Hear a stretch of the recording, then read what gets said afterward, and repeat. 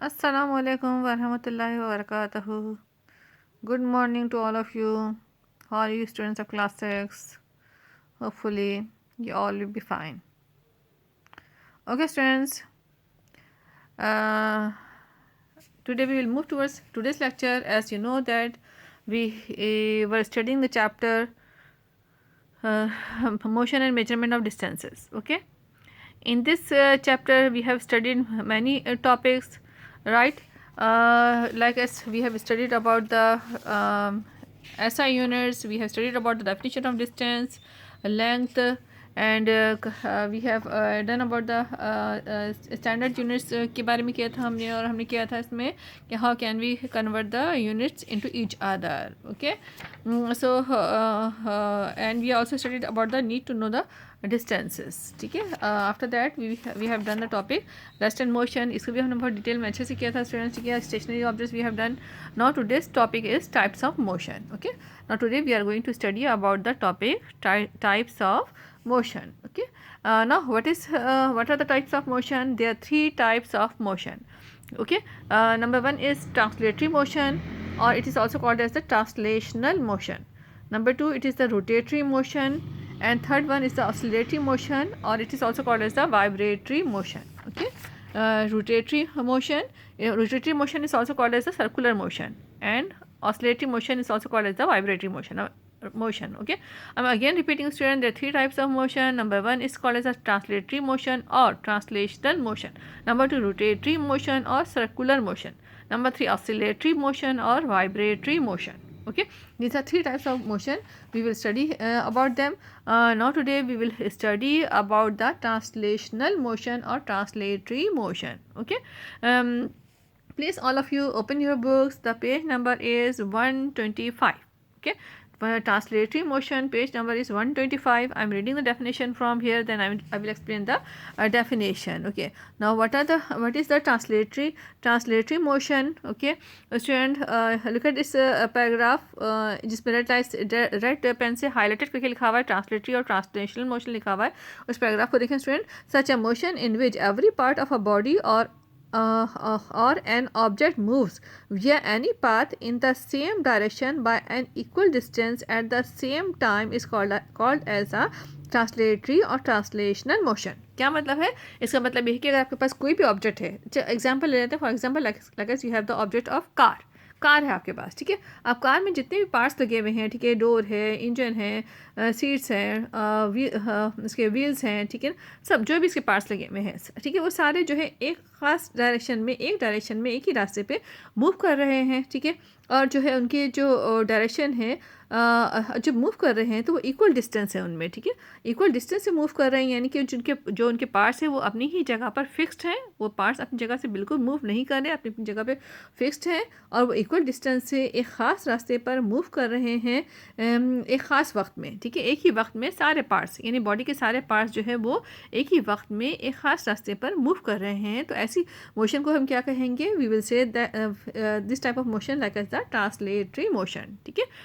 Translatory motion कहेंगे. यानी इसके लिए ट्रांसलेटरी मोशन के लिए ज़रूरी है कि एक ऑब्जेक्ट हो, या एक चीज़ हो, या एक बॉडी हो. ठीक है. उसके जितने भी पार्ट्स हैं वो के सारे एक ही वक्त में मूव करेंगे ख़ास रास्ते पर, और ज़ाहिर है उसमें इक्वल डिस्टेंस कवर करेंगे. ठीक है. So that will be called as the translatory motion और translational motion. For example like as the motion of a car और व्हीकल्स. ठीक है. Like as cars, bus, trains, right, this they all show the translatory motion. ये सब के सब क्या show करते हैं? Translatory motion. I am again repeating students. Such motion in which every part of a body और an object moves via any path in the same direction by an equal distance all the same time is called as the translatory और translational motion. Okay. Hopefully you understand the definition now. ठीक है. मैंने explain कर दिया है आपको. Definition अब समझ में आ गई होगी स्टूडेंट्स. सो ठीक है. What is the condition? That they should be a object. ठीक है. Object will have the different parts, but the parts will move, all the body will move, the complete body will move at the same time by equal distances, ठीक है, पूरी body move करेगी यानी, ठीक है, पूरी बॉडी मूव करेगी तो उसके सारे पार्ट्स भी मूव करेंगे, एक खास रास्ते पे मूव करेंगे, एक ही वक्त में मूव करेंगे, तो इसे क्या कहेंगे, will say it is this type of motion is like S the translatory motion. On the screen students, you can see the examples of the translatory motion. Number 1 example given in the book is moving vehicles like cars, buses, trains, ठीक है, all aeroplane, all the vehicles. You can take the examples of all the things, okay, vans, cycle, everything, okay. The movement of objects like utensils, tables, stones, bricks, etc, ठीक है ना, जो इनकी movement, जैसे आपके पास लाइक यूटेंसिल्स है, utensil में जो भी एग्जांपल है वो पूरा का पूरा मूव करेगा एक ख़ास जगह पे, ख़ास रास्ते पे पूरा का पूरा मूव करेगा, okay. Number 3, the motion of a drawer of a table, ठीक है, टेबल का जो ड्रॉर होता है उसका आप स्ट्रेट आप उसको बाहर निकालेंगे तो स्ट्रेट बाहर की तरफ आ जाएगा या अंदर की तरफ जाएगा, सो इट्स अ पूरा ड्रॉर आएगा, ठीक है, ड्रॉर का कोई एक हिस्सा नहीं आएगा, पूरा ड्रॉर आएगा, एक ही वक्त में आएगा सारा, ठीक है. That is the translatory motion. The movement of a computer mouse, ठीक है, कंप्यूटर माउस की मूवमेंट, ठीक है, right, left, up and down, so it is the movement of the computer mouse, okay. A ball falling from a height, ठीक है, एक ball जो कि हाइट से गिरेगा, it also shows the translatory motion, okay students. So these all are the examples of the translatory motion. You can give your own example, you can think about your own examples of the translatory motion. आप भी जो है इसकी बहुत सारे example जो है आप उसको सोच सकते हैं, लिख सकते हैं इसको, ठीक है. जब क्वेश्चन मिलेगा तो आप एग्जाम्पल जो है इसके बारे में जब क्वेश्चन मिलेगा तो इसके एग्जाम्पल्स आप लिख सकते हैं, आप खुद भी एग्जाम्पल बता सकते हैं, okay.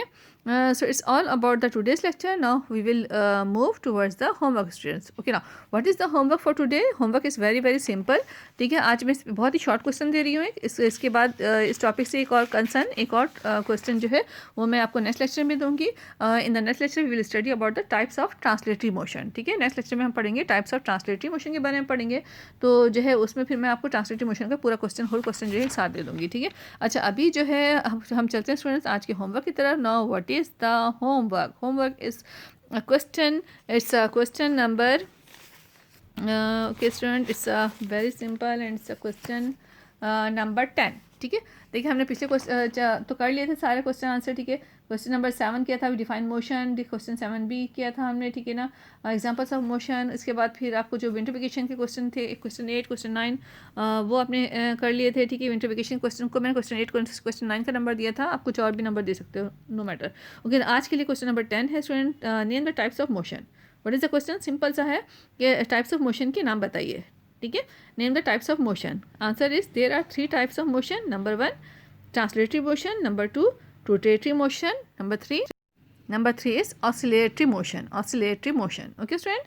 Number 1 translatory motion, number 2 rotatory motion, number 3 oscillatory motion. These are 3 types of motion. You have to write this question answer in your science journals, okay students.